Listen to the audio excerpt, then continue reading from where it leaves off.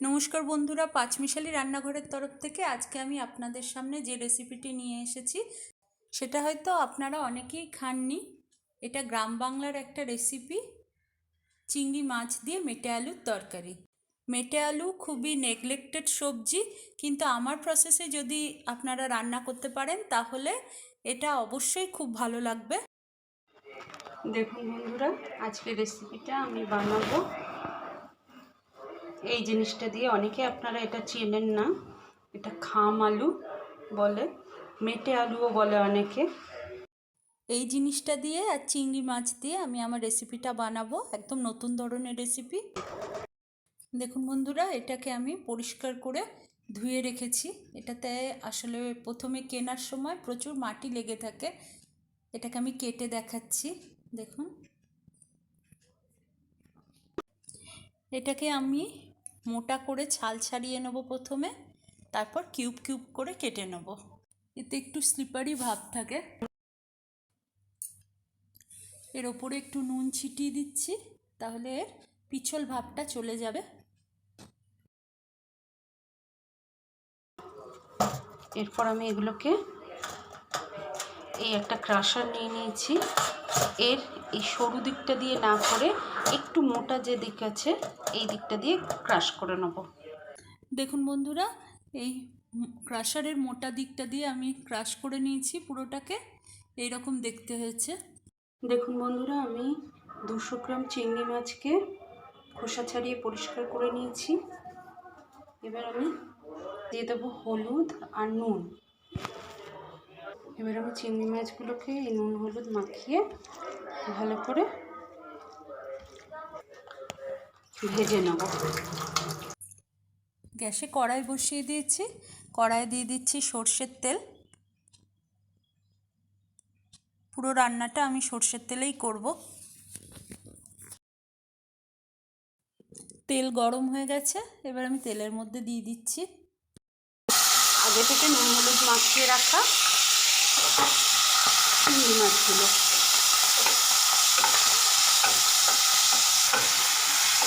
চিংড়ি মাছগুলোকে আমি হালকা লাল করে ভেজে তুলে নেব। খুব বেশি ভাজবো না, স্টিফ হয়ে যাবে চিংড়ি মাছ। বন্ধুরা, আমার চিংড়ি মাছটা ভাজা হয়ে গেছে। এবার আমি চিংড়ি মাছগুলোকে তুলে নেব। ওই কড়াই বন্ধুরা আমি 2 টেবিল স্পুন মতো সর্ষের তেল আবার নিয়ে নিয়েছি। তেলটা গরম হতে দিয়েছি। দিচ্ছি এই ক্রাশ করে রাখা খাম আলু।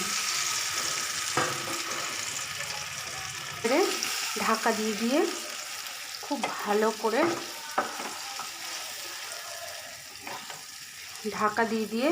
খুব ভালো করে ভেজে নেব, যাতে এটা সেদ্ধও হয়ে যায়, ভাজাও হয়ে যায়। এতে দিয়ে দিচ্ছি পরিমাণ মতো নুন। নুন দেওয়ার পর একটু ভালো করে নেড়ে নেব। বন্ধুরা, আমি ঢাকা দিয়ে গ্যাসের আঁচটা মিডিয়ামে রেখে সেদ্ধ আর ভাজা দুটোই একসাথে হতে দেবো। বন্ধুরা, খাম আলুটা পুরো ভাজা হয়ে গেছে, ভালোভাবে সেদ্ধও হয়ে গেছে মোটামুটি। এবারে আমি খাম আলুটাকে একটা সাইডের দিকে আমি সরিয়ে দিলাম। কড়াইয়ের যে দিকটা ফাঁকা করলাম সেই দিকে আমি সর্ষের তেল দিয়ে দেবো।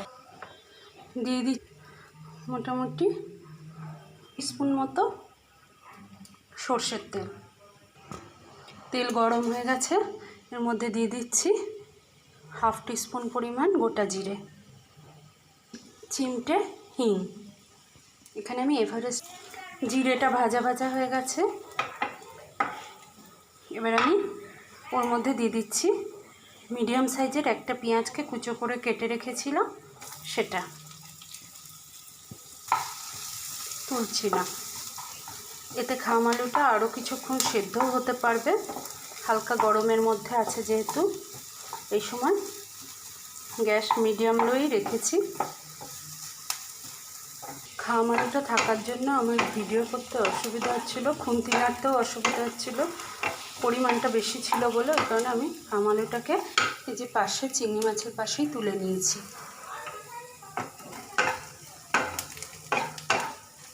গোল্ডেন ব্রাউন হয়ে গেছে।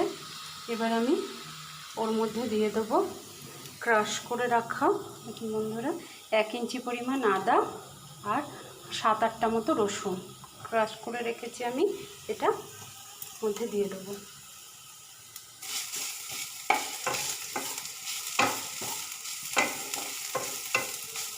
বন্ধুরা এই 1 চা চামচ জিরে গুঁড়ো, 1 চা চামচ ধনে গুঁড়ো,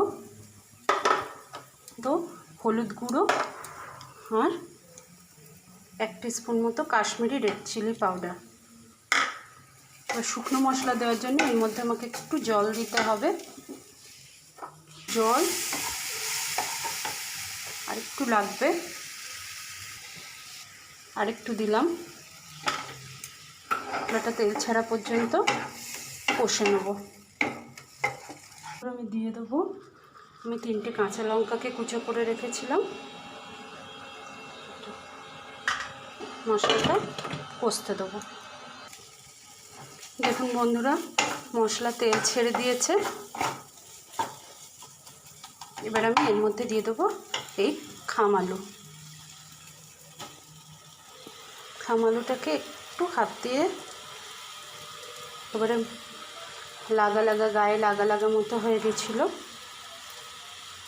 পরিমাণ জল লাগবে।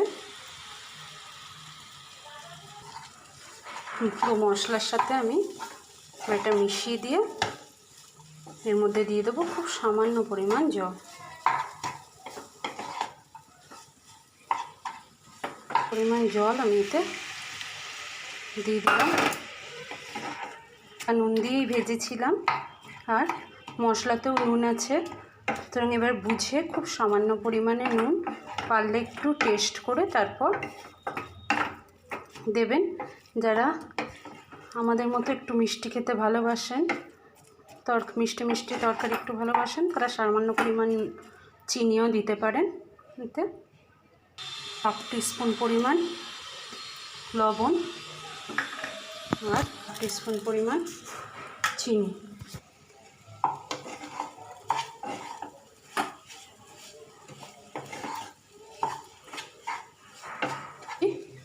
চিংড়ি মাছগুলো, ভেজে রাখা চিংড়ি মাছগুলো আর 1/2 টিস্পুন গরম মশলা।